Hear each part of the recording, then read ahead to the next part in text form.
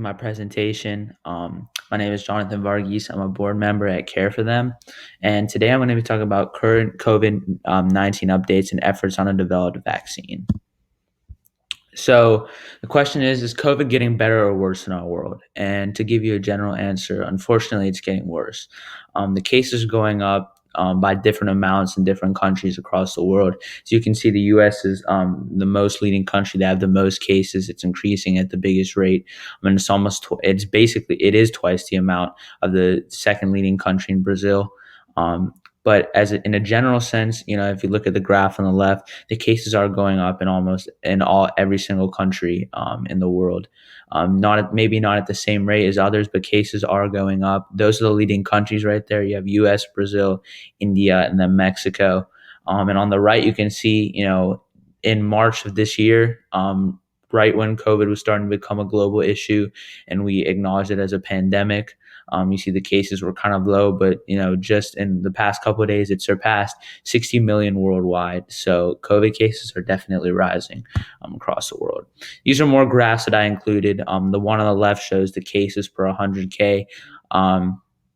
Right now in our world, there's around 63 million cases. The death toll is at around 1,460,000. But like I said previously, it's different in different areas across the world.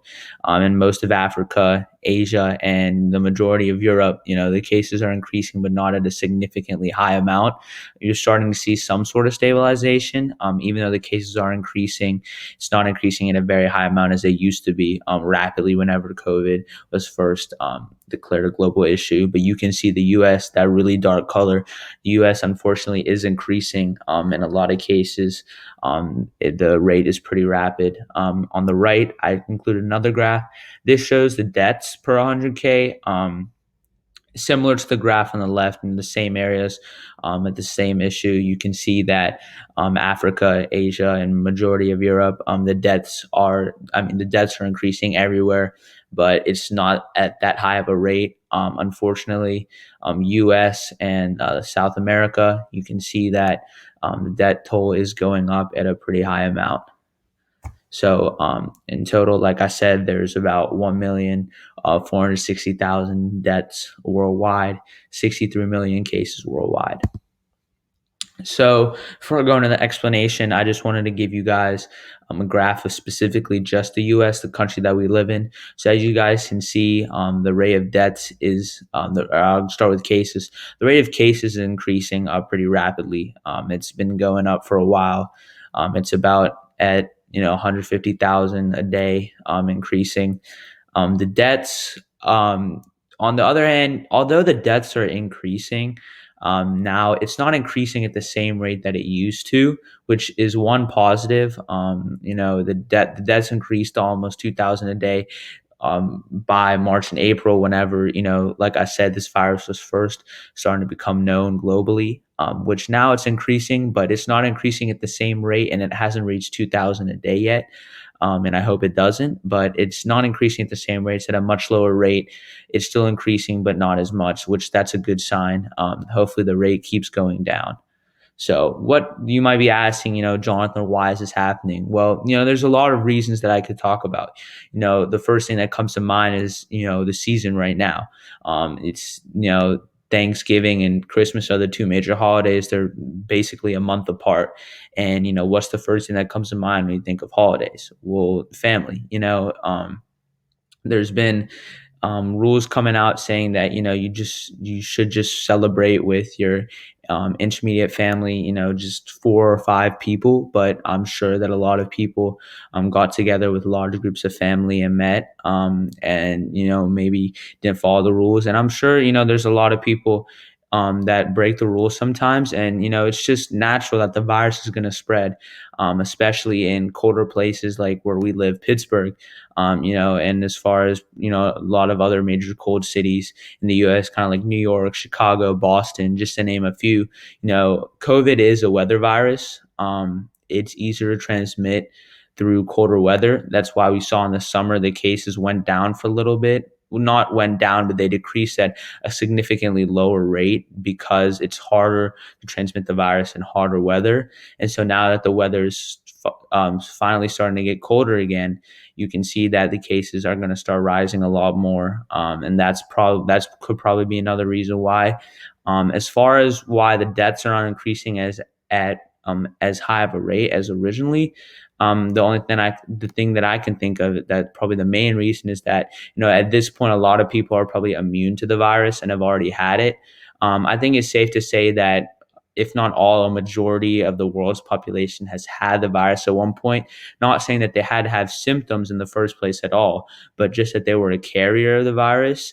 And so even if they weren't originally, sick or anything because they had the virus, even those who were are probably immune to the virus at this point because they've probably already had it. So that can probably be an explanation for why that rate is going down. Um, so also going to give you guys an update on the vaccine. Right now, there's 4 main vaccines that have been certified, that have been created. But that main one, I want you guys to focus on the Pfizer and the BioNTech vaccine. The one is developed in Germany. It's proved 95% effective. It's been tested on low amounts of humans, but it's mostly been on animals, and it's been proven pretty effective. It stores at negative 70 degrees Celsius.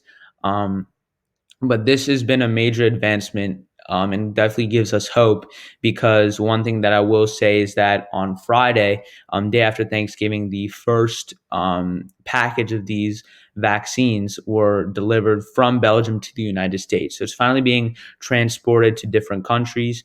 I know a lot of doses were taken to England. They're spread across Europe. So this vaccine is really becoming a big deal, and people think that it's going to be used sometime soon. Maybe even within the next month. Obviously, the United States is a lot different because we have the FDA, a whole process where they have to approve the vaccine, make sure it's safe to test on humans, and that's a really long process. But the CDC government and CNN and BBC were all saying that they could